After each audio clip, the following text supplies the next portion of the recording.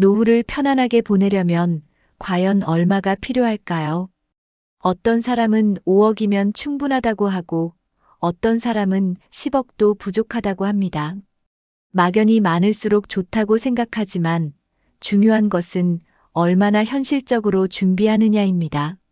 만약 노후 자금을 제대로 준비하지 못하면 경제적인 걱정 때문에 하고 싶은 것도 못하게 될 수 있습니다. 그렇다고 해서 무조건 돈을 많이 모으는 것이 답은 아닙니다. 내 생활 방식과 필요한 금액을 정확히 계산해야 후회 없는 노후를 보낼 수 있습니다. 지금부터 노후 자금을 결정하는 핵심 요소와 현실적인 대비 방법을 알려드리겠습니다. 영상 끝까지 보시면 내게 맞는 노후 자금 목표를 설정하고 준비하는 법을 알게 되실 겁니다. 노후 자금을 미리 준비하면 남은 인생을 훨씬 더 안정적이고 즐겁게 보낼 수 있습니다. 그렇다면 먼저 평균적으로 얼마나 필요한지부터 알아보겠습니다. 통계 자료를 바탕으로 노후 생활비를 현실적으로 계산해 보겠습니다. 은퇴 후 충분한 노후 자금 없이 생활하는 것은 생각보다 힘든 일입니다. 연금이 나오더라도 매달 생활비가 부족하다면 계속해서 돈 걱정을 하며 살아야 합니다. 그렇다고 젊을 때처럼 일을 할 수도 없고 경제적인 여유 없이 살다 보면 인생의 즐거움을 잃게 됩니다. 하지만 반대로 미리 철저히 준비한 사람들은 걱정 없이 노후를 즐기고 있습니다.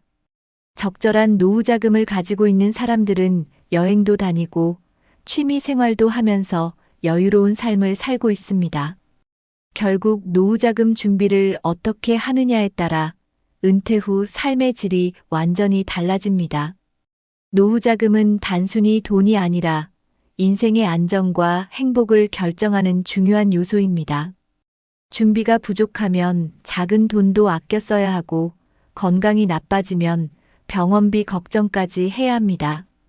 그렇다면 현실적으로 노후에 필요한 자금은 얼마일까요? 생활비, 의료비, 주거비 등 모든 요소를 고려해야 정확한 금액을 알 수 있습니다. 지금부터 하나씩 자세히 알아보겠습니다. 1. 평균적으로 필요한 노후 자금은 얼마일까? 노후 생활비는 개인의 생활 방식과 소비 습관에 따라 크게 달라집니다. 한국에서 평균적으로 부부가 은퇴 후 기본적인 생활을 유지하는 데 드는 돈은 월 250만 원에서 300만 원 정도라고 합니다. 여기에 여가 활동, 여행, 취미 생활 등을 추가하면 월 400만 원 이상이 필요할 수도 있습니다. 만약 주택이 자가가 아니라면 주거비도 추가로 계산해야 합니다. 의료비는 나이가 들수록 증가하기 때문에 최소한의 예산을 별도로 마련해야 합니다. 실제로 많은 사람들이 예상보다 의료비 지출이 커서 노후 생활이 어려워진다고 합니다. 식비, 공과금, 통신비 등도 빠짐없이 고려해야 합니다. 현실적인 노후 자금 계획을 세우려면 매달 필수 생활비, 여유 자금, 비상금을 고려해야 합니다. 단순히 평균적인 금액이 아니라 본인의 생활 패턴을 기반으로 구체적인 계획을 세우는 것이 중요합니다. 그렇다면 우리는 몇 년 동안 이 돈을 준비해야 할까요? 이제 평균 수명과 노후 기간을 고려한 노후 자금 계산법을 알아보겠습니다. 예전에는 60대에 은퇴하면 평균적으로 15년에서 20년 정도 노후 생활을 했습니다.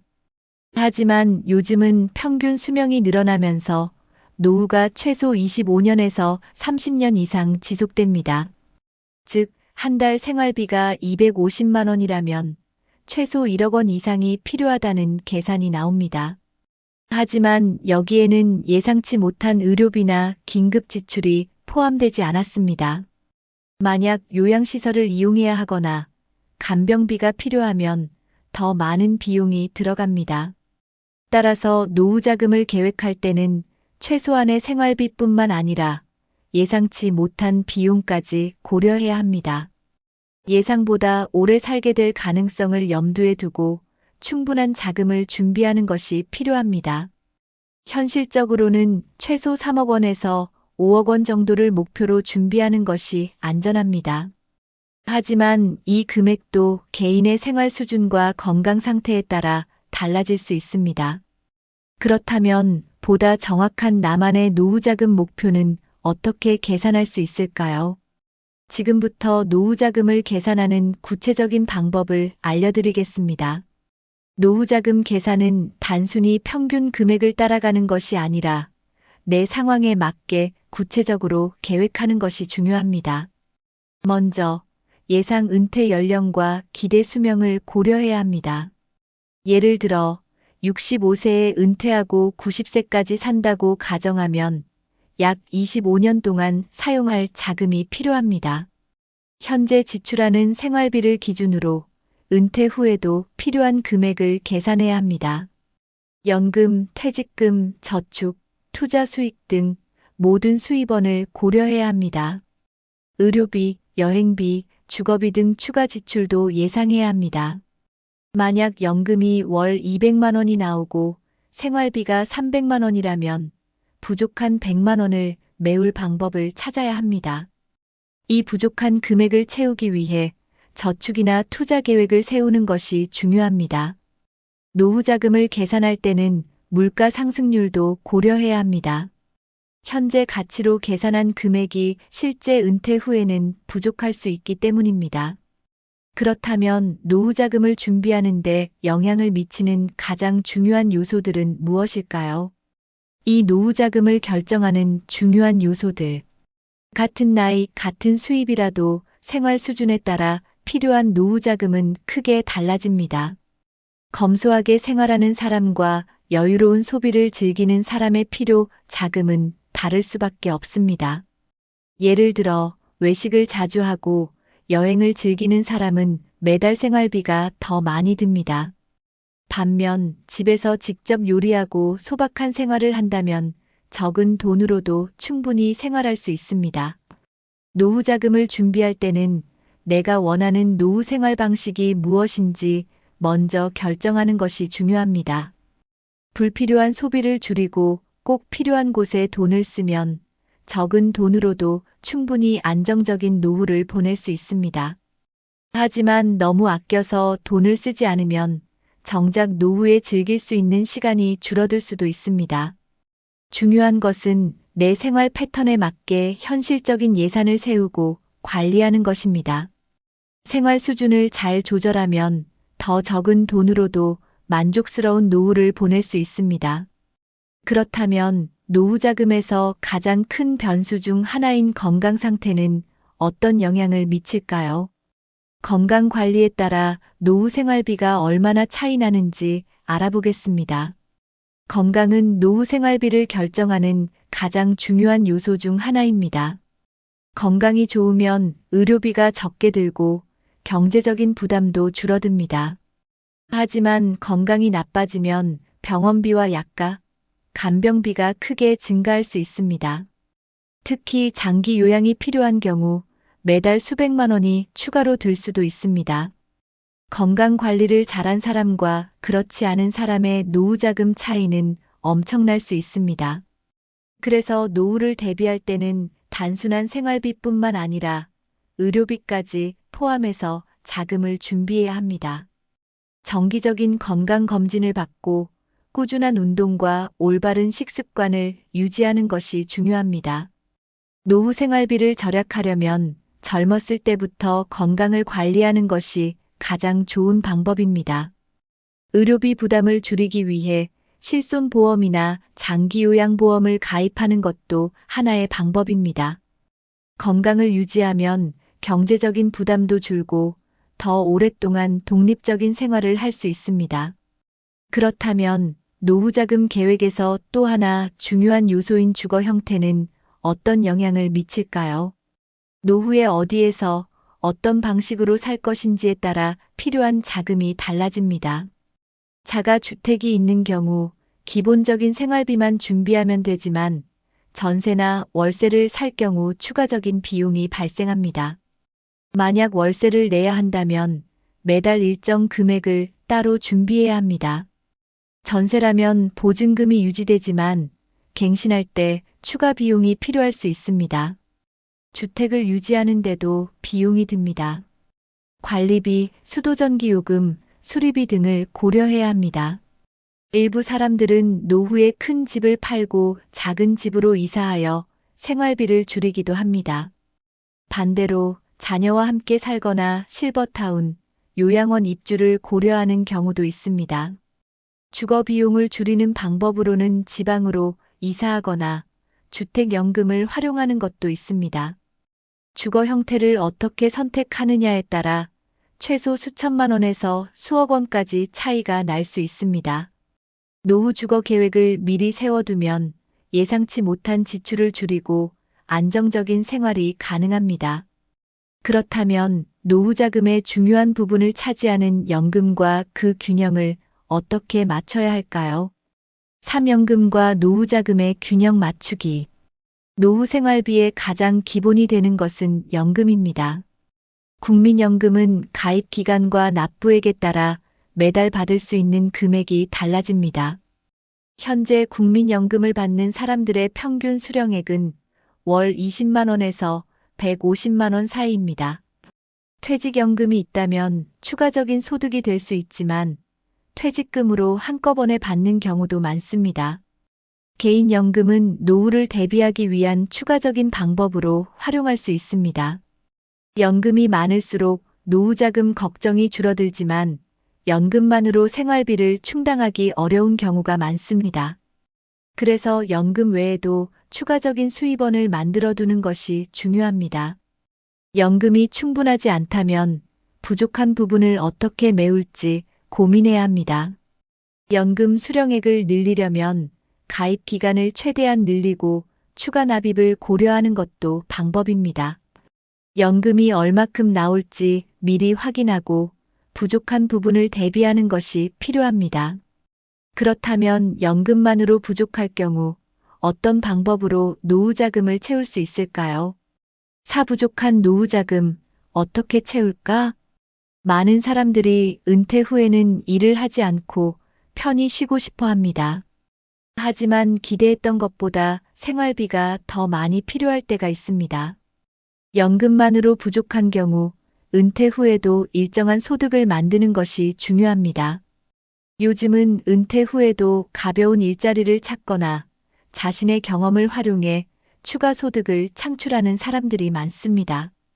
예를 들어 강의나 컨설팅, 블로그 운영, 유튜브 활동 등 다양한 방법이 있습니다. 작은 가게를 운영하거나 주말에 시간제 근무를 하는 것도 하나의 방법입니다. 일부 사람들은 온라인 쇼핑몰을 운영하거나 중고 거래를 통해 소소한 수입을 얻기도 합니다. 중요한 것은 몸을 혹사시키지 않으면서도 꾸준한 수입을 만들 수 있는 방법을 찾는 것입니다. 은퇴 후에도 적극적으로 사회와 연결되면 돈뿐만 아니라 건강과 활력도 유지할 수 있습니다. 작은 일이라도 소득을 만들면 노후 생활이 훨씬 더 안정적이고 여유로워집니다. 그렇다면 기존 자산을 활용해 추가적인 노후 자금을 마련하는 방법도 있을까요? 은퇴 후 소득을 만들기 위해 가장 많이 활용하는 방법 중 하나는 부동산입니다. 자가 주택이 있다면 일부 공간을 임대하거나 주택연금을 활용하는 방법이 있습니다. 주택연금을 활용하면 집을 소유하면서도 매달 일정 금액을 연금처럼 받을 수 있습니다. 부동산 외에도 금융상품을 활용해 안정적인 수입을 얻을 수 있습니다. 배당주 투자나 채권 투자처럼 위험이 적은 금융상품을 선택하면 안전하게 소득을 만들 수 있습니다. 정기예금이나 연금형 보험을 활용해 안정적인 현금 흐름을 만드는 것도 좋은 방법입니다. 하지만 지나치게 고위험 투자를 하거나 무리한 투기를 하면 오히려 손해를 볼 수 있습니다. 노후 자금을 지키면서도 수익을 낼 수 있는 안전한 투자 방식을 선택하는 것이 중요합니다. 전문가와 상담하거나 충분한 정보를 얻고 투자하는 것이 필요합니다. 기존 자산을 현명하게 활용하면 추가적인 소득을 만들면서도 경제적 안정감을 가질 수 있습니다.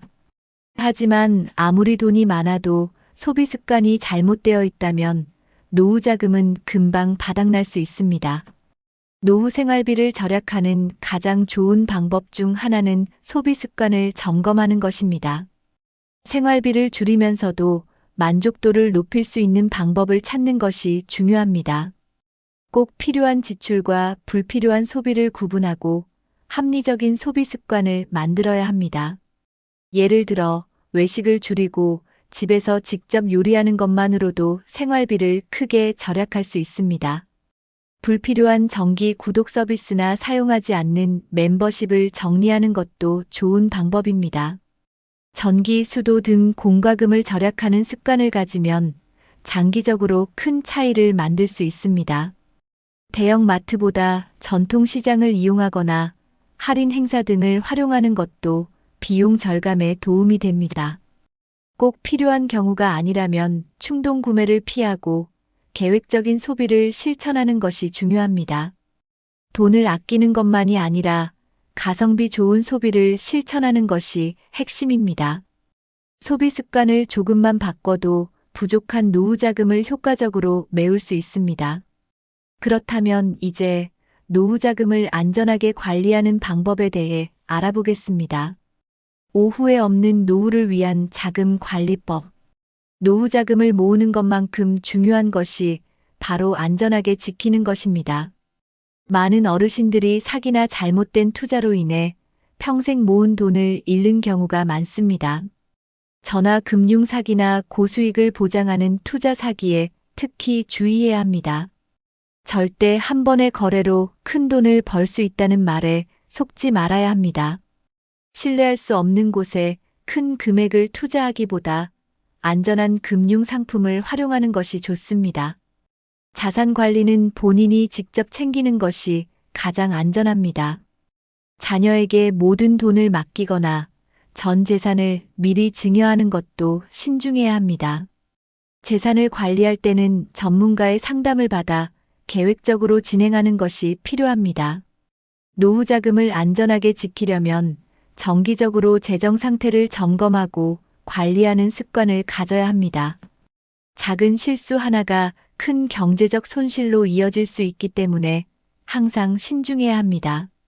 그렇다면 자녀에게 재산을 어떻게 물려주는 것이 가장 현명할까요? 많은 부모들이 자녀에게 재산을 어떻게 물려줄지 고민합니다. 하지만 무조건 전 재산을 미리 증여하는 것이 좋은 선택은 아닙니다. 본인의 노후 생활을 고려하지 않고 재산을 넘겨주면 오히려 경제적으로 어려움을 겪을 수 있습니다. 자녀가 필요할 때 지원해주되 본인의 생활비는 따로 확보해 두는 것이 중요합니다.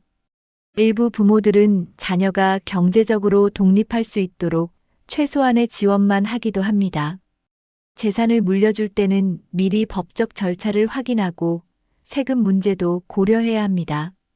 특히 가족 간의 갈등을 피하기 위해 미리 상속 계획을 세우는 것이 필요합니다. 유언장 작성이나 신탁 제도를 활용하면 자산을 보다 안전하게 관리할 수 있습니다.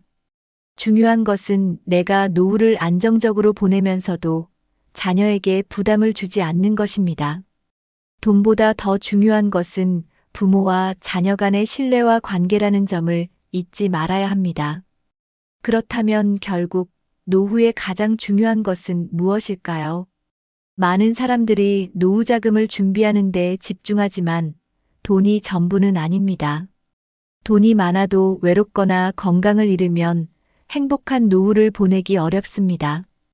결국 노후를 행복하게 만드는 것은 건강, 인간관계, 그리고 삶의 태도입니다. 돈이 넉넉하지 않더라도 긍정적인 태도와 좋은 인간관계를 유지하면 충분히 행복할 수 있습니다. 돈을 준비하는 것만큼 어떻게 즐겁고 의미 있는 삶을 살 것인지 고민하는 것도 중요합니다. 취미 생활을 즐기고 사회 활동에 참여하며 적극적인 태도를 가지는 것이 필요합니다. 건강을 유지하고 가족과 좋은 관계를 맺는 것이 무엇보다 중요합니다. 결국 돈은 삶의 한 부분일 뿐, 진정한 행복은 내가 어떤 태도로 살아가느냐에 달려 있습니다. 지금부터라도 돈뿐만 아니라 건강과 관계도 함께 관리하는 것이 필요합니다. 노후를 준비하는 지금 이 순간이 남은 인생을 결정하는 중요한 시간입니다. 후회 없는 노후를 위해 지금부터라도 차근차근 준비해 보세요.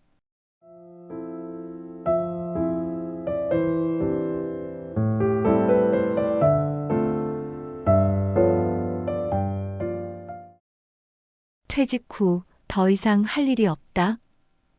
이제는 달라졌습니다. 평균 수명이 늘어나면서 일하는 기간도 자연스럽게 길어지고 있습니다. 요즘은 70대에도 새로운 직업을 찾고 80대에도 왕성하게 활동하는 분들이 많습니다. 과거에는 퇴직 후 한가하게 쉬는 것이 당연했지만 지금은 일하면서 즐겁게 노후를 보내는 것이 대세입니다. 퇴직했으니 이제 쉴 때가 됐다. 이 말이 맞는 걸까요? 아닙니다. 인생은 퇴직 후에도 계속됩니다. 돈을 벌기 위해서가 아니라 더 활기차고 건강한 삶을 살기 위해서라도 일을 해야 합니다. 실제로 일하는 시니어들은 그렇지 않은 사람들보다 삶의 만족도가 훨씬 높다고 합니다. 경제적인 안정뿐만 아니라 사회와 연결되고 새로운 도전을 할 수 있는 기회이기 때문입니다.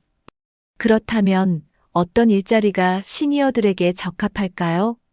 체력이 많이 필요하지 않으면서도 즐겁게 할 수 있는 일이 있을까요? 네, 있습니다. 정부와 민간 기업에서도 시니어를 위한 맞춤형 일자리를 계속해서 확대하고 있습니다. 이제는 나이가 아니라 능력이 중요한 시대입니다. 오늘 영상에서는 늘어나는 시니어 일자리와 인생 2막을 즐겁게 사는 방법을 알려드리겠습니다. 끝까지 시청하시고 여러분에게 맞는 일자리를 찾아보세요. 혹시 이런 고민을 해보셨나요? 퇴직 후에 시간이 너무 많아서 뭘 해야 할지 모르겠다. 돈을 벌고 싶은 건 아니지만 그냥 집에만 있자니 심심하다. 사회생활을 계속하고 싶은데 나이 때문에 갈 곳이 없다. 이런 생각을 한 적이 있다면 오늘 영상이 큰 도움이 될 것입니다. 요즘은 시니어를 위한 새로운 일자리와 기회가 계속해서 증가하고 있습니다. 내 나이에 무슨 일을 해? 라고 생각하지 마세요. 시대가 바뀌었고 지금은 시니어들이 더 오래, 더 건강하게 활동할 수 있는 시대입니다. 과거에는 퇴직 후 곧바로 노후 생활을 시작하는 것이 일반적이었지만 지금은 다릅니다. 평균 수명이 길어지면서 퇴직 후에도 수십 년 동안 경제 활동을 해야 하는 시대가 왔습니다. 하지만 단순히 돈을 벌기 위해서가 아니라 새로운 도전과 자기 만족을 위해 일하는 사람들이 늘어나고 있습니다. 일을 한다는 것은 단순한 노동이 아닙니다. 내가 좋아하는 일을 하면서 사회와 연결되고 성취감을 느끼는 것이 중요한 시대입니다.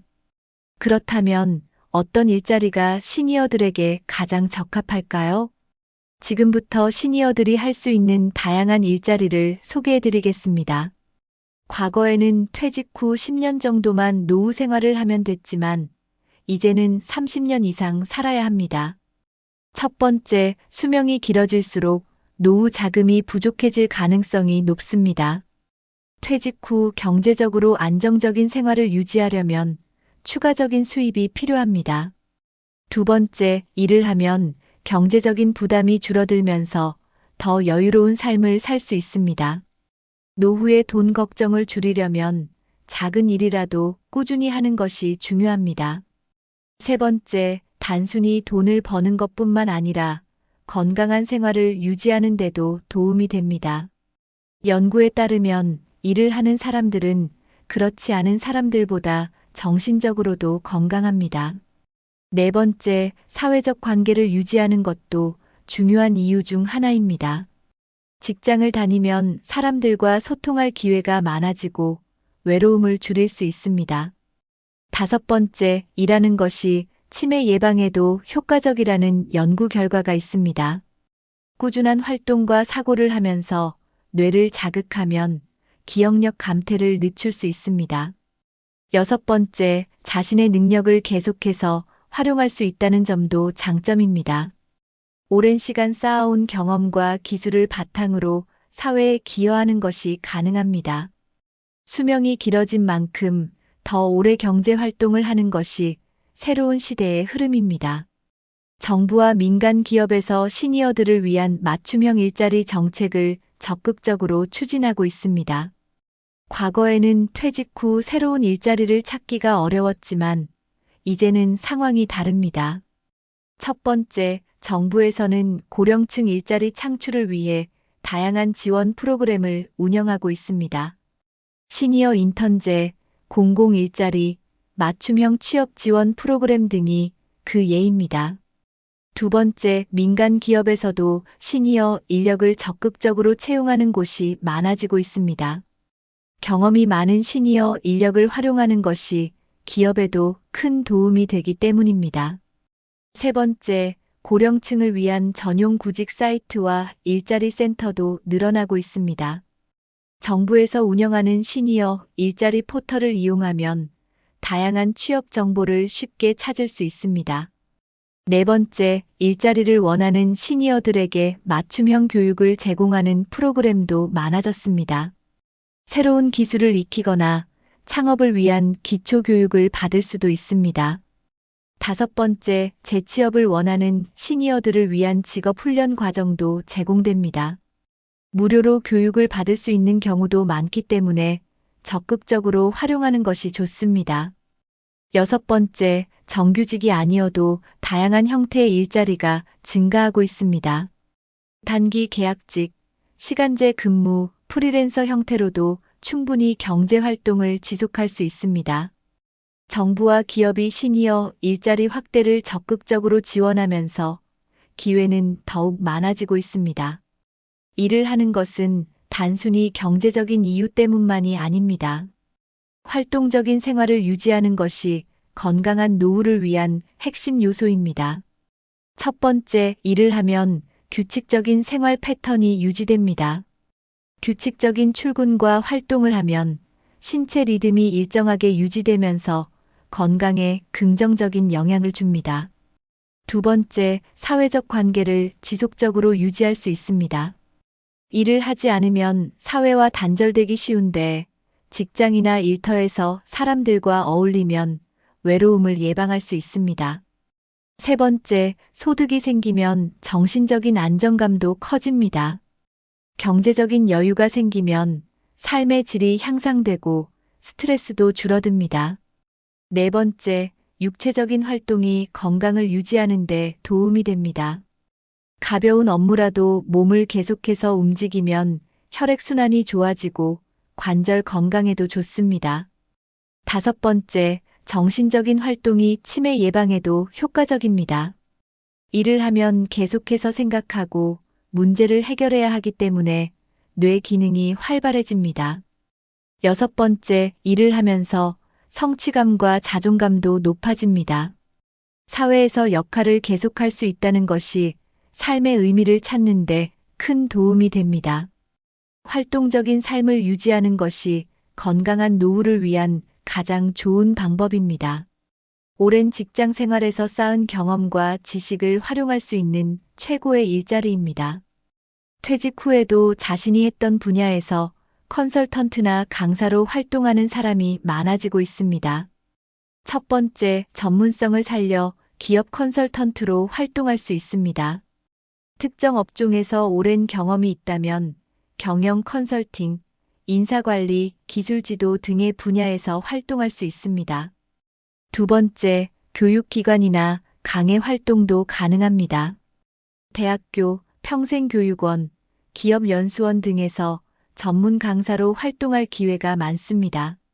세 번째, 온라인 강의 플랫폼을 활용하는 방법도 있습니다. 요즘은 유튜브나 온라인 교육 플랫폼에서 자신의 지식을 공유하고 수익을 창출할 수도 있습니다.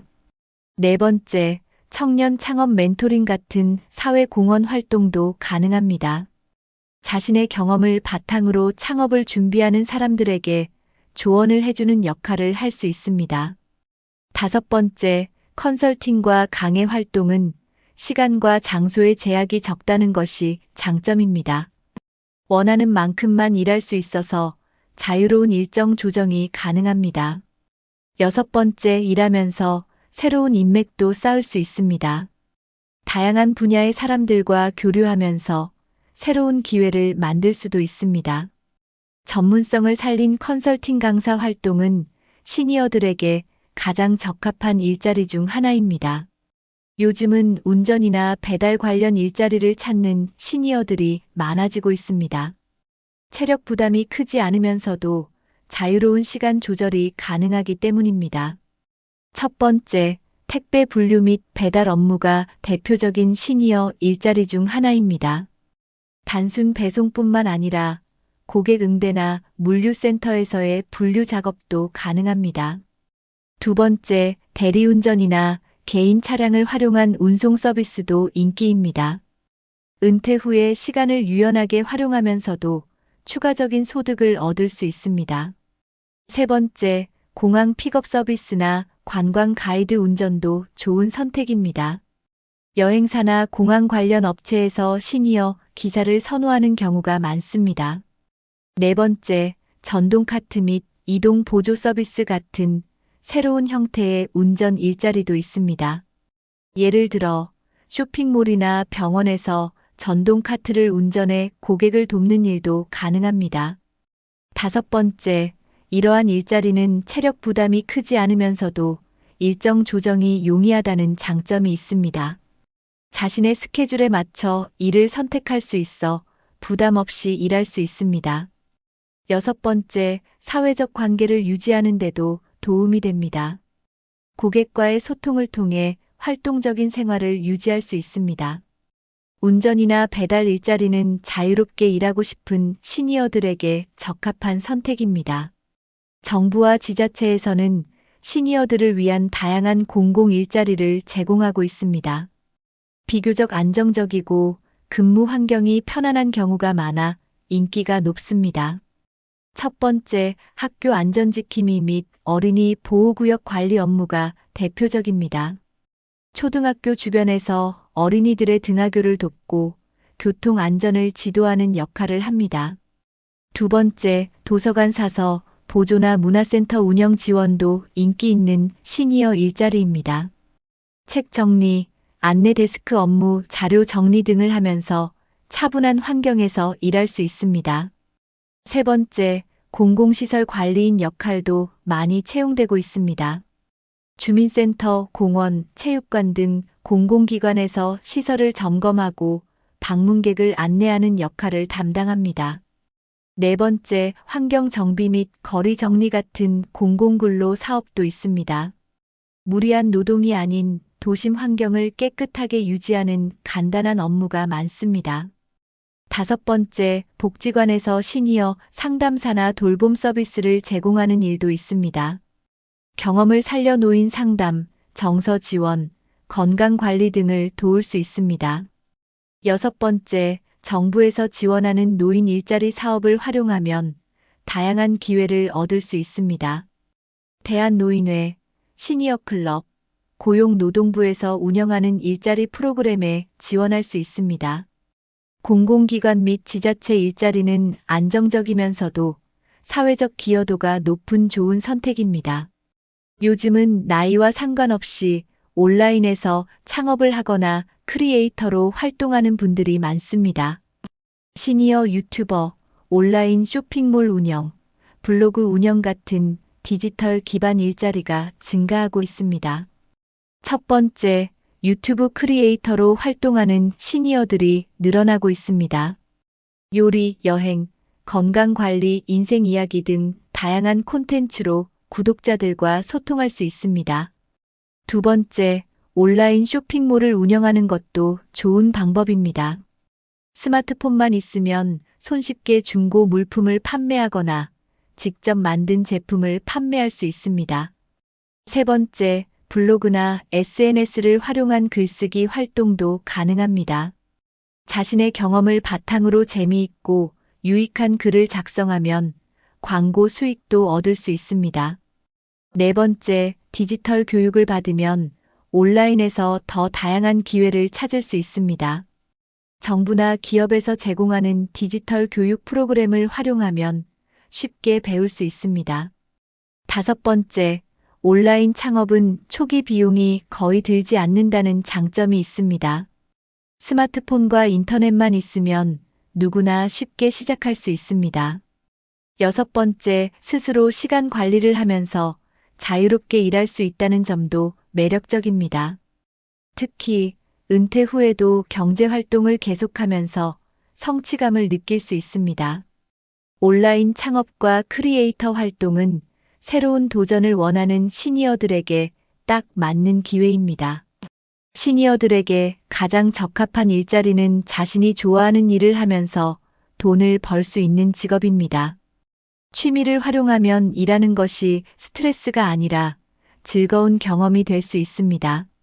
첫 번째, 원예나 정원 가꾸기를 좋아한다면 플로리스트나 식물 관리 전문가가 될 수 있습니다. 최근에는 식물 가꾸기, 가드닝 관련 수요가 증가하면서 시니어들에게 인기가 많습니다. 두 번째, 수공예를 즐기는 분들은 핸드메이드 제품을 판매할 수도 있습니다. 뜨개질, 도자기 공예, 그림 그리기 등 손재주가 좋은 분들은 온라인에서 제품을 판매할 수 있습니다. 세 번째, 요리를 좋아한다면 소규모 베이킹 사업이나 쿠킹 클래스를 운영할 수도 있습니다. 카페에 납품하거나 지역 주민들에게 쿠킹 클래스를 진행하는 것도 좋은 방법입니다. 네 번째, 애완동물 돌봄 서비스도 요즘 인기가 많아지고 있습니다. 반려동물을 돌봐주는 펫시터, 강아지 산책 도우미 같은 일도 가능합니다. 다섯 번째, 독서와 글쓰기를 좋아한다면 독서 모임 운영이나 글쓰기 강의를 진행할 수도 있습니다. 특히 지역 도서관이나 문화센터에서 강사로 활동할 수도 있습니다. 여섯 번째, 사진을 좋아하는 분들은 출사 가이드나 사진 편집 강의도 가능합니다. 자연 풍경, 행사 사진 등을 촬영하고 인터넷에서 판매하는 방법도 있습니다. 자신이 좋아하는 일을 하면서 수익도 얻을 수 있다는 것이 가장 큰 장점입니다. 나이가 들수록 건강을 유지하는 것이 가장 중요합니다.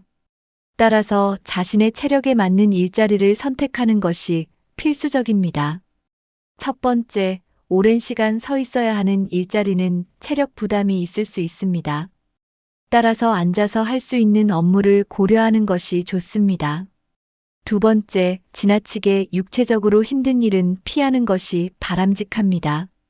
무거운 물건을 드는 일이나 장시간 야외에서 일하는 것은 신체에 무리를 줄 수 있습니다. 세 번째, 일하는 시간을 조절할 수 있는 유연한 근무 형태를 선택하는 것이 좋습니다. 건강 상태에 따라 주 3일 근무, 단시간 근무 등의 옵션을 고려할 수 있습니다. 네 번째, 자신의 생활 패턴과 잘 맞는 일자리를 선택해야 합니다.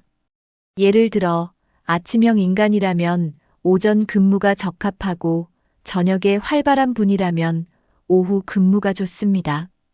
다섯 번째, 건강을 유지하면서 일을 지속하는 것이 가장 중요합니다. 적절한 운동과 휴식을 병행하면서 건강한 생활 패턴을 유지해야 합니다. 여섯 번째, 정기적인 건강 검진을 받으며 자신의 상태를 체크하는 것이 필요합니다. 무리해서 일하다가 건강이 나빠지면 오히려 장기적으로 문제가 될 수 있습니다. 건강을 최우선으로 고려하면서 적절한 일자리를 선택하는 것이 핵심입니다. 일자리를 선택할 때는 수입과 근무 시간을 신중하게 고려해야 합니다. 고정적인 월급을 받을 것인지, 자유롭게 일하면서 수익을 얻을 것인지 선택해야 합니다. 첫 번째, 연금이나 기존 자산이 충분하다면 유연한 근무가 가능한 일을 고려하는 것이 좋습니다. 꼭 정규직이 아니더라도 파트타임이나 프리랜서 형태로 부담 없이 일할 수 있습니다. 두 번째, 고정적인 수입이 필요한 경우 안정적인 일자리를 선택하는 것이 중요합니다. 공공기관, 지자체 지원 일자리, 기업의 계약직 근무 등이 좋은 선택이 될 수 있습니다. 세 번째, 유연한 근무를 원한다면 배달, 운전, 온라인 창업 같은 일을 고려할 수 있습니다. 원하는 시간에 일하고 원하는 만큼만 소득을 얻을 수 있다는 장점이 있습니다. 네 번째, 노후에도 일정한 수입이 있으면 경제적 여유가 생깁니다. 여행을 가거나 취미 생활을 즐기면서도 생활비 걱정을 덜 수 있습니다. 다섯 번째, 수입이 적더라도 보람을 느낄 수 있는 일을 선택하는 것도 좋은 방법입니다. 예를 들어, 사회공헌 활동이나 봉사활동을 하면서도 소정의 활동비를 받을 수 있습니다. 여섯 번째, 경제적인 안정과 삶의 만족도를 모두 고려하면서 일자리를 선택해야 합니다. 무조건 돈을 많이 버는 일보다 지속 가능하고 즐겁게 할 수 있는 일이 더 중요합니다. 고정 수입과 유연한 근무 시간을 비교하며 자신에게 가장 적합한 형태를 찾는 것이 중요합니다. 시니어 일자리를 선택할 때 단기적인 수익보다 장기적인 지속 가능성을 고려해야 합니다. 단순히 몇 개월만 일하는 것이 아니라 오래도록 할 수 있는 일이 좋은 선택입니다. 첫 번째, 체력적으로 감당할 수 있는지 고려해야 합니다. 무리한 신체 노동을 요구하는 일자리는 오랜 기간 지속하기 어렵습니다. 두 번째, 시대 변화에 맞춰 성장할 수 있는 일인지 따져봐야 합니다. 기술이 발전하면서 새로운 직업이 계속 생겨나고 있습니다. 세 번째, 일하면서 배울 수 있는 기회가 있는지도 중요한 요소입니다. 단순 반복 업무보다는 점점 실력을 쌓아 발전할 수 있는 일을 선택하는 것이 좋습니다. 네 번째, 수입이 지속적으로 유지될 수 있는지도 확인해야 합니다. 단기 계약직이나 일회성 프로젝트보다는 정기적인 수입을 얻을 수 있는 일자리가 안정적입니다. 다섯 번째, 사회적 네트워크를 유지할 수 있는지도 중요한 고려 요소입니다. 일을 하면서 사람들과의 관계를 지속적으로 유지할 수 있는 환경이 더 유리합니다. 여섯 번째, 자신이 즐겁게 할 수 있는 일인지도 중요한 요소입니다. 아무리 돈을 많이 벌어도 스트레스가 심하면 오래 지속하기 어렵습니다. 오래도록 할 수 있고 즐겁게 지속할 수 있는 일을 찾는 것이 시니어 일자리의 핵심입니다. 정부에서는 시니어를 위한 다양한 일자리 정보를 제공하는 공식 사이트를 운영하고 있습니다. 정부가 운영하는 사이트를 활용하면 신뢰할 수 있는 일자리를 쉽게 찾을 수 있습니다. 첫 번째, 노인 일자리 포털을 방문하면 다양한 공공 및 민간 일자리 정보를 확인할 수 있습니다. 한국노인인력개발원에서 운영하는 시니어 일자리 사이트를 활용하면 맞춤형 정보를 얻을 수 있습니다. 두 번째, 대한노인회, 시니어 클럽 같은 기관에서도 다양한 일자리 정보를 제공합니다. 지역별로 운영되는 노인복지기관을 활용하면 더 쉽게 일자리를 찾을 수 있습니다. 세 번째, 정부에서 운영하는 취업지원센터를 방문하면 1:1 상담을 받을 수도 있습니다. 고용노동부에서 운영하는 워크넷의 시니어 전용 구직 코너를 활용할 수도 있습니다. 네 번째, 공공기관 및 지자체에서 운영하는 일자리 박람회에 참여하는 것도 좋은 방법입니다. 오프라인 행사에 참여하면 직접 고용 담당자를 만나 상담할 수 있습니다. 다섯 번째, 무료 교육 프로그램을 통해 일자리 정보를 얻는 것도 가능합니다. 노인 일자리 센터에서는 직업훈련과 취업 연계 프로그램을 운영하고 있습니다. 여섯 번째, 정부 지원 프로그램을 활용하면 안정적인 일자리를 찾는 데 큰 도움이 됩니다. 특히 공공근로, 사회서비스 일자리 같은 프로그램은 경쟁률도 낮고 안정성이 높습니다. 정부에서 운영하는 공식 사이트와 일자리 지원 프로그램을 적극적으로 활용하는 것이 중요합니다. 자신이 거주하는 지역에서 제공하는 시니어 일자리 정보를 확인하는 것이 중요합니다. 지역마다 노인 일자리 지원센터나 취업 지원센터가 운영되고 있습니다. 첫 번째, 주민센터, 노인복지관을 방문하면 다양한 취업 정보를 얻을 수 있습니다. 직접 방문하면 맞춤형 상담을 받을 수도 있고 취업 연계도 가능합니다. 두 번째, 지역 고용센터에서 운영하는 노인 취업 지원 프로그램을 활용할 수 있습니다.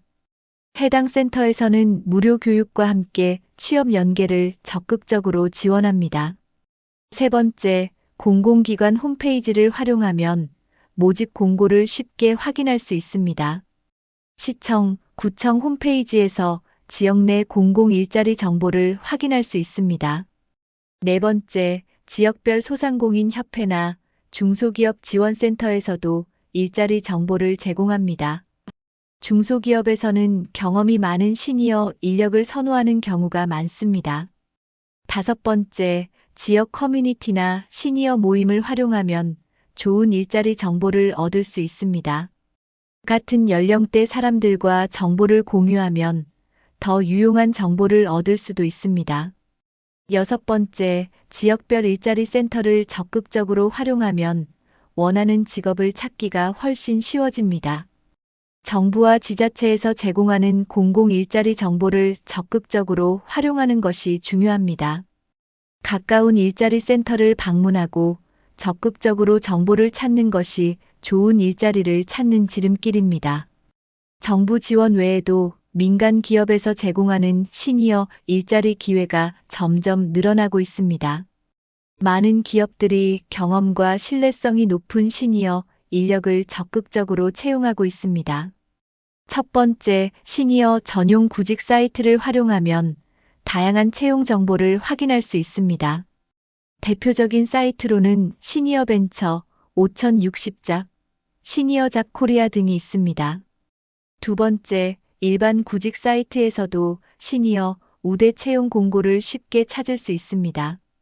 사람인, 잡코리아, 인크루트 등의 대형 구직 사이트에서 50대 이상 경력직 필터를 설정하면 적합한 일자리를 검색할 수 있습니다.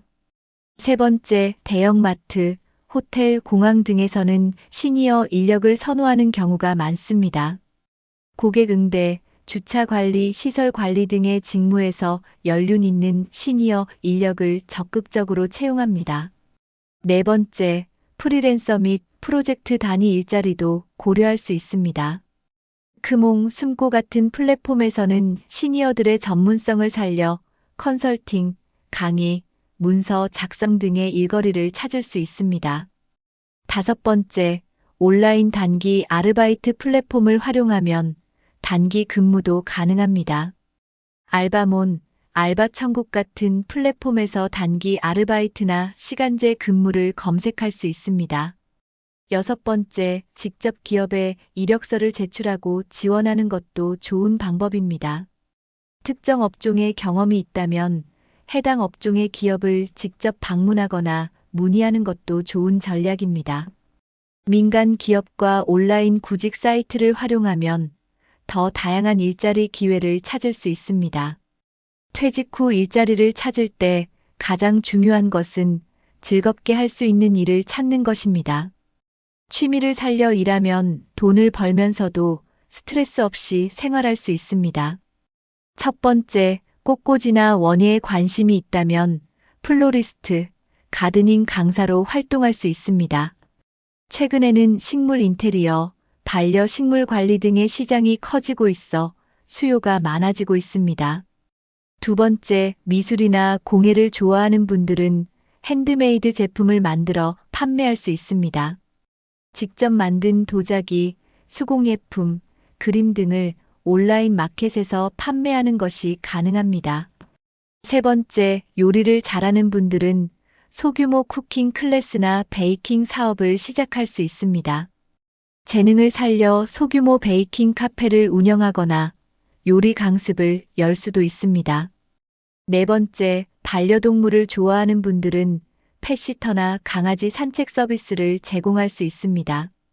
반려동물 시장이 커지면서 애완동물 돌봄 서비스에 대한 수요도 점점 증가하고 있습니다. 다섯 번째, 책을 좋아하는 분들은 독서 모임 운영이나 도서관에서 일할 수도 있습니다. 지역 도서관에서 독서 지도사, 책 정리 보조 등의 일을 할 수 있습니다. 여섯 번째, 사진 촬영이 취미라면 출사 가이드나 사진 판매로 수익을 낼 수도 있습니다. 여행지 사진, 제품 촬영, 가족 사진 촬영 등을 전문적으로 배워 활용하면 부업으로도 가능합니다. 취미를 살린 일자리는 가장 즐겁고 스트레스 없는 방식으로 경제 활동을 지속하는 방법입니다. 일을 하면서 가장 중요한 것은 사람들과의 관계를 유지하는 것입니다. 혼자 있는 시간보다 사람들과 어울릴 수 있는 일자리가 삶의 만족도를 높입니다. 첫 번째, 문화센터 강사나 취미반 운영 같은 활동적인 일을 고려해 볼 수 있습니다. 새로운 사람들과 소통하면서 자연스럽게 사회적 관계를 유지할 수 있습니다. 두 번째, 공공기관이나 커뮤니티 센터에서 진행하는 봉사활동형 일자리도 좋습니다. 노인 돌봄 서비스, 지역사회 봉사, 상담 활동 등을 통해 사회와 계속 연결될 수 있습니다. 세 번째, 자영업을 하면서 고객들과의 소통을 늘리는 것도 좋은 방법입니다. 작은 카페, 전통시장 가게 운영 등은 단순한 돈벌이가 아니라 사람들과의 관계도 유지할 수 있습니다.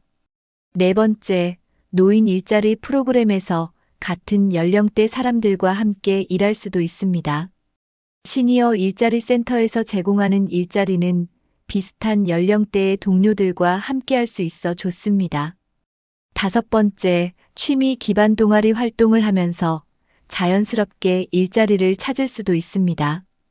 바둑, 서예, 음악 동아리 등을 운영하며 수업료나 활동비를 받을 수도 있습니다. 여섯 번째, 사람들과 함께하는 일을 선택하면 외로움도 줄어들고 일하는 즐거움도 커집니다. 인생 2막에서 가장 중요한 것은 일을 통해 새로운 관계를 만들고 유지하는 것입니다. 사람들과 함께할 수 있는 일을 선택하면 더욱 즐겁고 보람된 노후를 보낼 수 있습니다. 일을 하면서 가장 중요한 것은 즐거움을 찾는 것입니다. 나에게 맞지 않는 일을 억지로 하면 스트레스만 늘어나고 금방 지치게 됩니다. 첫 번째, 자신의 성향과 적성에 맞는 일을 선택해야 합니다. 성격이 외향적이라면 사람들과 함께하는 일을, 내성적이라면 조용히 할 수 있는 일을 선택하는 것이 좋습니다. 두 번째, 돈보다는 삶의 만족도를 높일 수 있는 일을 선택해야 합니다. 수입이 많지 않더라도 즐겁게 할 수 있는 일이라면 더 오래 지속할 수 있습니다. 세 번째, 일을 하면서도 충분한 휴식을 가져야 합니다. 하루 몇 시간씩 적절히 조절하면서 무리하지 않도록 스케줄을 조정하는 것이 중요합니다. 네 번째, 직접 경험해 보면서 어떤 일이 나에게 맞는지 찾아보는 것도 방법입니다. 단기 아르바이트나 체험 프로그램을 통해 적성을 확인한 후 선택하는 것이 좋습니다. 다섯 번째, 일하면서 스트레스를 줄이기 위해 취미 활동도 병행하는 것이 좋습니다. 일과 취미를 적절히 조화시키면 노후 생활이 훨씬 더 즐거워집니다. 여섯 번째, 완벽하려고 하지 말고 편안한 마음으로 일하는 것이 중요합니다. 적당한 목표를 가지고 부담 없이 즐기는 것이 장기적으로 지속할 수 있는 방법입니다. 일하는 즐거움을 찾는 것이 인생 2막을 성공적으로 사는 최고의 비결입니다. 오늘 영상에서는 늘어나는 시니어 일자리와 인생 2막을 즐길 수 있는 방법에 대해 알아봤습니다. 퇴직 후에도 할 수 있는 일이 이렇게 많다는 사실, 새롭게 알게 되셨나요? 이제 일은 젊은 사람들만의 것이 아닙니다. 경험과 연륜이 쌓인 시니어들은 기업과 사회에서도 꼭 필요한 존재입니다. 그리고 이제는 일이 단순히 돈을 벌기 위한 것이 아니라 삶의 활력을 위한 것이 되고 있습니다. 경제적인 이유든 건강과 즐거움을 위한 이유든 여러분도 새로운 도전에 나설 수 있습니다. 오늘 소개한 다양한 시니어 일자리 중 가장 관심이 가는 일자리는 무엇인가요? 혹시 이미 퇴직 후 새로운 일을 시작하셨다면 어떤 경험을 하셨는지도 궁금합니다. 여러분의 생각과 경험을 댓글로 남겨주세요. 다른 분들과 정보도 나누고 서로 도움을 주고받으면 더욱 좋은 기회가 될 것입니다. 그리고 이 영상이 도움이 되셨다면 좋아요와 구독 눌러주시고 주변 분들에게도 공유해주세요. 특히 부모님이나 지인분들 중 새로운 도전을 고민하는 분들이 계시다면 꼭 이 영상을 추천해주세요. 앞으로도 여러분이 인생 2막을 더 활기차고 의미 있게 보낼 수 있도록 유익한 정보를 전해드리겠습니다. 여러분의 인생 2막 응원합니다. 감사합니다. 그리고 다음 영상에서 또 만나요.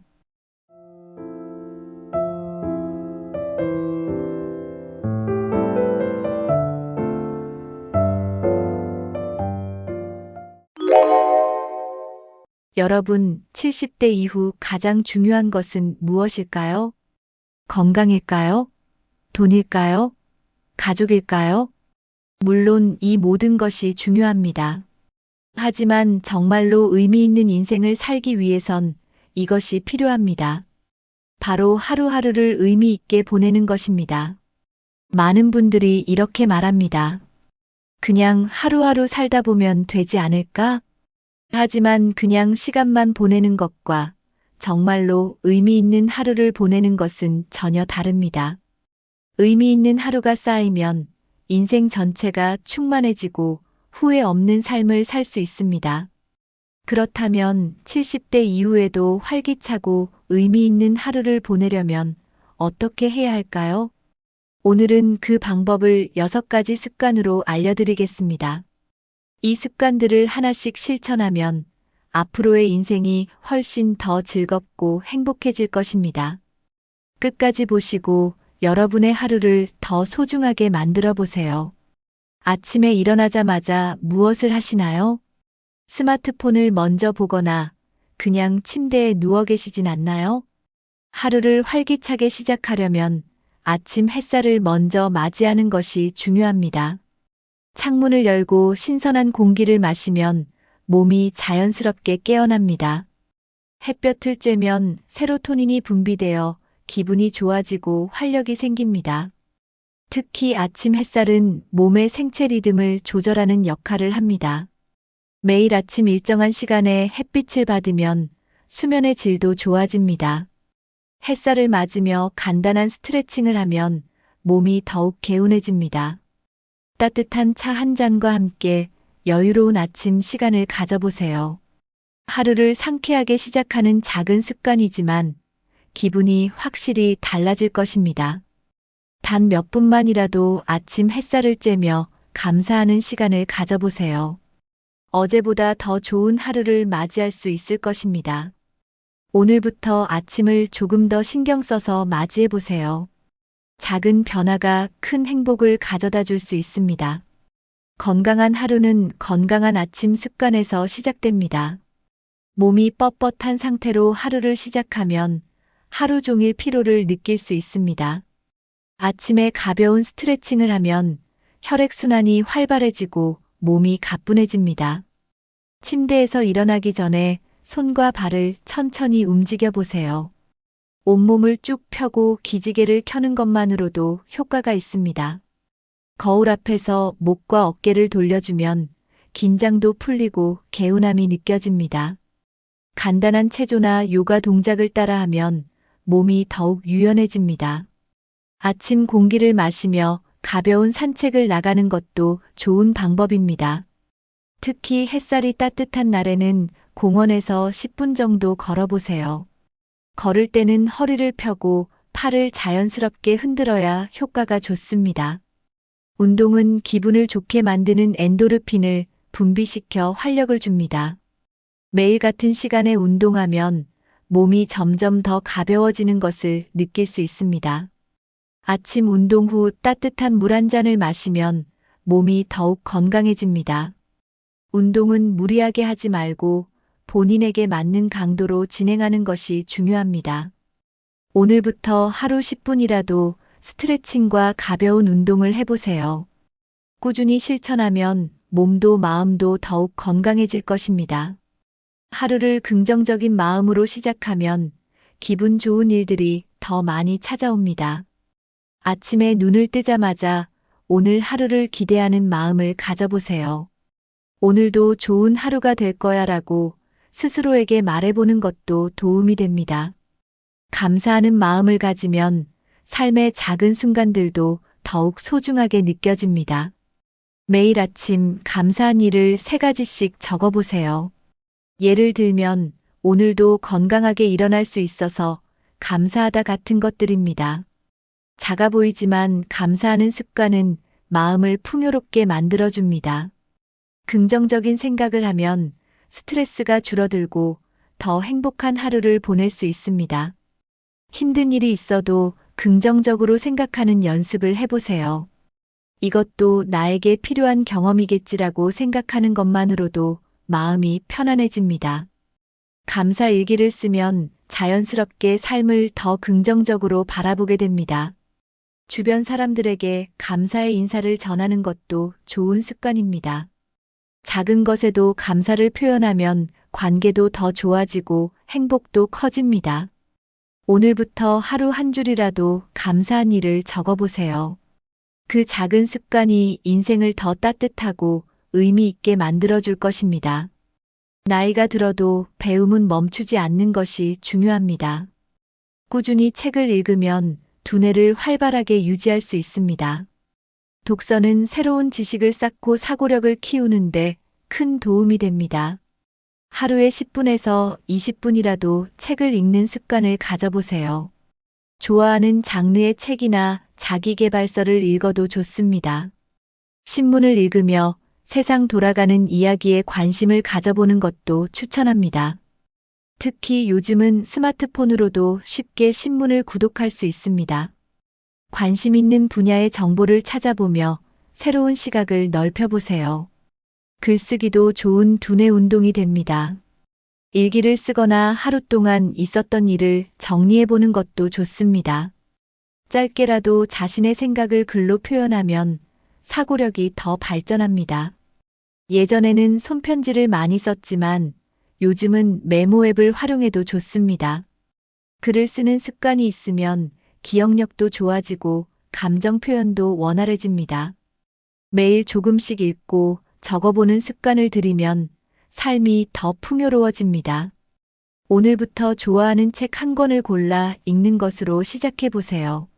새로운 것을 배우는 것은 두뇌 건강에 매우 좋은 습관입니다.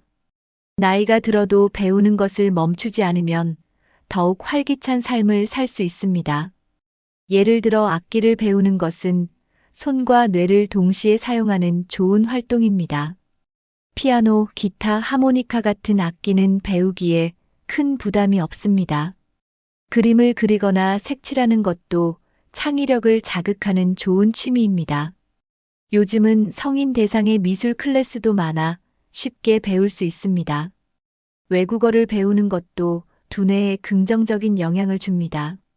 영어, 일본어, 중국어 같은 언어를 배우며 새로운 문화를 접해보세요. 스마트폰 앱을 활용하면 어디서든 쉽게 학습할 수 있습니다. 배우는 과정에서 성취감을 느끼면 삶에 대한 만족도가 높아집니다. 처음부터 잘하려고 하기보다는 재미있게 접근하는 것이 중요합니다. 새로운 것을 배우다 보면 자연스럽게 도전하는 마음가짐도 생깁니다. 취미를 통해 만나는 새로운 사람들과의 교류도 큰 즐거움이 됩니다. 배움에는 나이가 없습니다. 지금이 새로운 도전을 시작하기에 가장 좋은 때입니다. 오늘부터 한 가지 새로운 것을 배우기 위해 작은 목표를 세워보세요. 요즘은 스마트폰 하나로 많은 것을 배울 수 있는 시대입니다. 스마트폰을 단순히 전화나 메시지 용도로만 사용하지 마세요. 다양한 앱과 온라인 강의를 활용하면 손쉽게 새로운 것을 배울 수 있습니다. 유튜브에서는 요리, 역사, 외국어 등 다양한 강의를 무료로 볼 수 있습니다. SNS를 활용하면 친구들과 소통하고 새로운 사람들과도 교류할 수 있습니다. 카카오톡이나 밴드를 활용해 가족들과도 쉽게 연락할 수 있습니다. 온라인 독서 모임이나 취미 동호회에 가입해보는 것도 추천합니다. 스마트폰 활용법을 배우면 더욱 편리한 생활이 가능합니다. 예를 들어 일정 관리 앱을 활용하면 중요한 약속을 놓치지 않을 수 있습니다. 음성 인식 기능을 사용하면 직접 타이핑을 하지 않아도 쉽게 검색할 수 있습니다. 동영상 통화를 활용하면 멀리 있는 가족과 얼굴을 보며 대화할 수도 있습니다. 새로운 기술을 배우는 과정에서 두뇌 활동도 활발해집니다. 처음에는 어려울 수 있지만 하나씩 익히다 보면 금방 익숙해집니다. 오늘부터 스마트폰이나 태블릿을 활용해 하나의 기능을 새롭게 배워보세요. 배우고 익히는 즐거움을 느끼면서 더욱 의미 있는 하루를 만들어갈 수 있습니다. 나이가 들수록 사회적 관계를 유지하는 것이 중요합니다. 사람들과의 교류가 줄어들면 외로움을 느끼기 쉽습니다. 친한 친구들과 정기적으로 만나 대화를 나누는 시간을 가져보세요. 가끔이라도 친구들과 차 한 잔을 마시며 이야기를 나누는 것이 좋습니다. 연락이 뜸했던 지인들에게 먼저 안부를 전해보는 것도 추천합니다. 가족과의 시간을 소중히 여기고 자주 만나는 것도 중요합니다. 자녀나 손주들과 대화하며 세대 차이를 줄이는 것도 좋은 방법입니다. 영상 통화를 활용하면 멀리 있는 가족과도 자주 소통할 수 있습니다. 가까운 친척들과도 연락을 유지하며 가족 모임을 계획해 보세요. 혼자 있는 시간이 길어지면 우울감이 생길 수 있으니 적극적으로 만남을 가지세요. 사람들과의 교류는 감정을 풍부하게 만들고 스트레스를 해소하는 데 도움을 줍니다. 건강한 관계를 유지하는 것은 정신 건강에도 긍정적인 영향을 줍니다. 너무 부담스럽지 않게 작은 모임부터 시작해보는 것도 좋은 방법입니다. 오늘부터 한 명이라도 먼저 연락을 해서 안부를 물어보세요. 작은 노력으로도 더 따뜻하고 풍요로운 인간관계를 만들 수 있습니다. 건강한 몸이 있어야 의미 있는 하루를 보낼 수 있습니다. 나이가 들수록 근력이 줄어들고 관절이 약해질 수 있습니다. 하지만 규칙적인 운동을 하면 몸의 노화를 늦출 수 있습니다. 가장 쉬운 운동은 바로 걷기입니다. 매일 30분에서 1시간 정도 가볍게 산책하는 것만으로도 효과가 큽니다. 걸을 때는 허리를 펴고 보폭을 조금 넓게 유지하는 것이 좋습니다. 요가는 유연성을 길러주고 관절 건강을 지켜줍니다. 요가 동작을 통해 혈액순환을 원활하게 하고 몸을 이완시킬 수 있습니다. 수영도 관절에 무리를 주지 않으면서 전신 운동이 가능합니다. 특히 물속에서 운동하면 몸에 부담이 적어 더욱 안전합니다. 운동을 할 때는 무리하지 않고 본인의 몸 상태에 맞춰 진행해야 합니다. 처음에는 가볍게 시작하고 점점 강도를 높여가는 것이 좋습니다. 운동 후에는 충분한 스트레칭을 해줘야 부상을 예방할 수 있습니다. 하루라도 꾸준히 움직이는 것이 건강을 유지하는 데 필수적입니다. 오늘부터라도 가볍게 몸을 움직이며 건강한 생활을 시작해 보세요. 건강한 하루를 위해서는 올바른 식습관이 필수입니다. 나이가 들수록 소화 기능이 떨어지므로 소화가 잘 되는 음식을 선택해야 합니다. 단백질 섭취를 충분히 하면 근력을 유지하는 데 도움이 됩니다. 계란, 두부, 생선, 닭고기 같은 단백질이 풍부한 음식을 자주 드세요. 채소와 과일을 충분히 섭취하면 비타민과 미네랄을 보충할 수 있습니다. 짠 음식과 기름진 음식은 피하고 신선한 재료로 만든 음식을 드세요. 물을 충분히 마시는 것도 매우 중요합니다. 하루 7잔에서 8잔 정도의 물을 마시면 몸의 수분을 유지할 수 있습니다. 저녁 식사는 너무 늦지 않게 하고 가볍게 드시는 것이 좋습니다. 규칙적인 식사 시간을 정하면 소화 기능을 원활하게 유지할 수 있습니다. 천천히 씹어 먹으면 포만감을 더 쉽게 느낄 수 있어 과식을 방지할 수 있습니다. 식사를 즐기면서 감사한 마음을 가지는 것도 중요한 습관입니다. 혼자 먹는 것이 아니라 가족이나 친구와 함께 먹으면 더욱 좋습니다. 건강한 식습관은 오랜 기간 유지해야 효과가 있습니다. 오늘부터라도 작은 습관 하나씩 바꾸며 건강한 식사를 실천해 보세요. 하루의 피로를 풀고 몸을 회복하는데 가장 중요한 것은 숙면입니다. 수면의 질이 떨어지면 피로가 쌓이고 면역력도 약해집니다. 규칙적인 수면 패턴을 유지하는 것이 가장 중요합니다. 매일 같은 시간에 자고 일어나는 습관을 들여보세요. 잠자기 전 스마트폰이나 TV를 오래 보는 것은 피하는 것이 좋습니다. 저녁에는 카페인 섭취를 줄이고 따뜻한 차를 마시는 것이 도움이 됩니다. 조용하고 어두운 환경을 만들면 숙면을 취하는 데 효과적입니다. 침대에서는 책을 읽거나 명상을 하며 몸을 이완해 보세요. 낮잠은 20분에서 30분 정도로 짧게 자는 것이 좋습니다. 과도한 낮잠은 밤에 숙면을 방해할 수 있습니다. 스트레스를 줄이면 수면의 질도 자연스럽게 좋아집니다. 깊은 호흡을 하며 몸을 이완하면 잠드는 데 도움이 됩니다.